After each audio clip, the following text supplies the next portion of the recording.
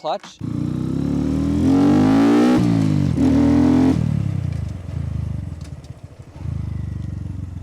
And every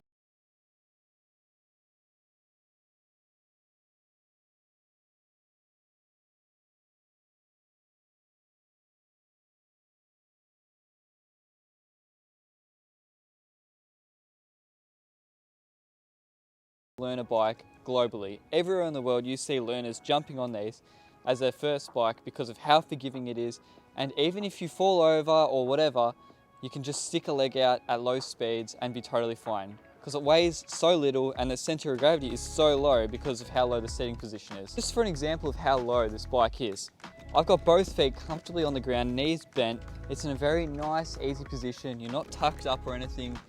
It's just a very forgiving bike.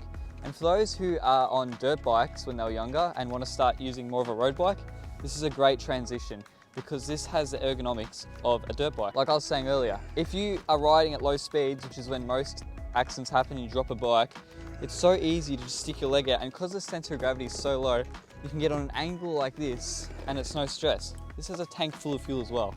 Not that it's much, it's got a very small fuel capacity, but it doesn't use much. Because of that 125cc engine, you use no fuel at all in this. Now, these bikes are starting to become pretty collectible.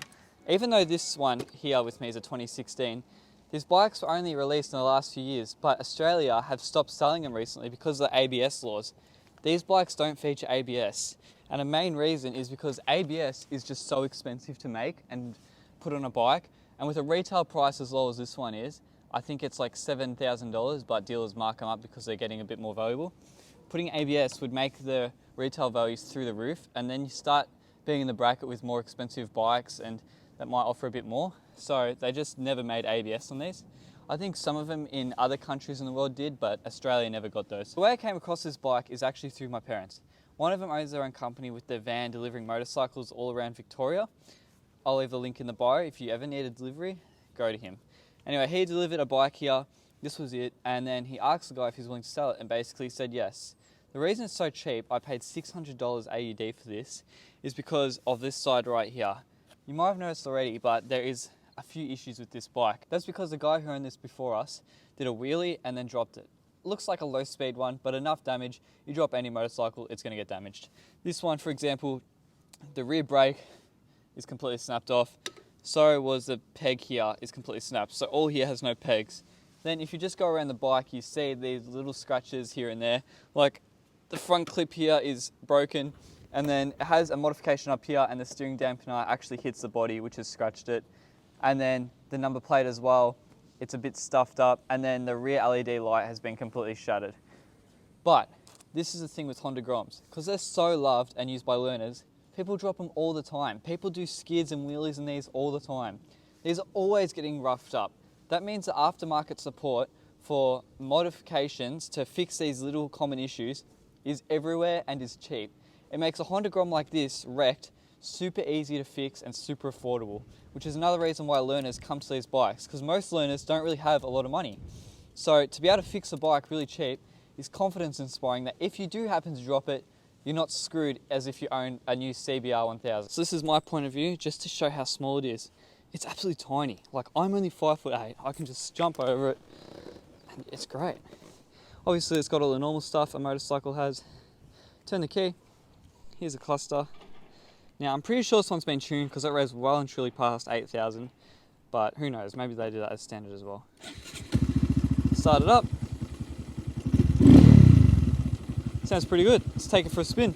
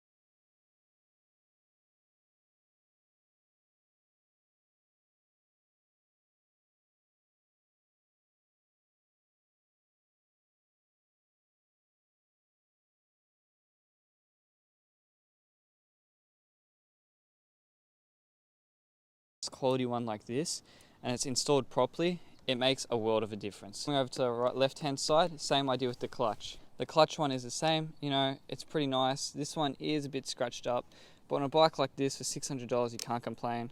It's also adjustable, I just have it in the middle, and that clutch feels pretty consistent. Speaking of the clutch, I have a feeling it might have been an aftermarket clutch or it's been replaced because it is extremely bitey. While I'm here, I might as well talk about the gauge cluster. This one has 15,900 kilometers. Now, if you're from the car world, you might see 15,000 and think that's really low. It's not. 15,000 is quite a bit for a bike, especially small bikes with small engines that are constantly sitting at high RPM when you're at, you know, normal city traffic or whatever.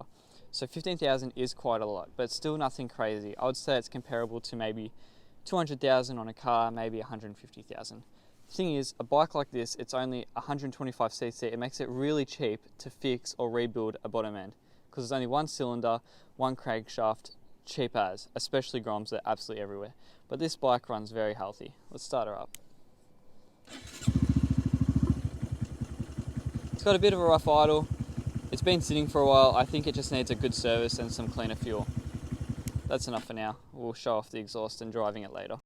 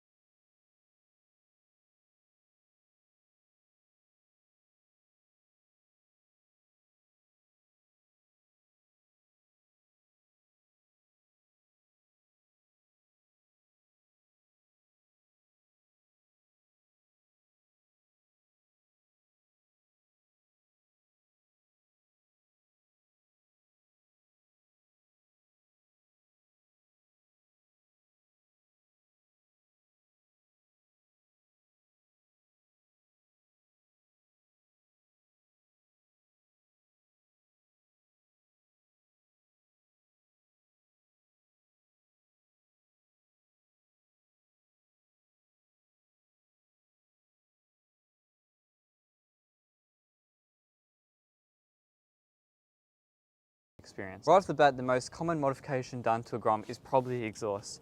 And that's because 125cc ain't a lot.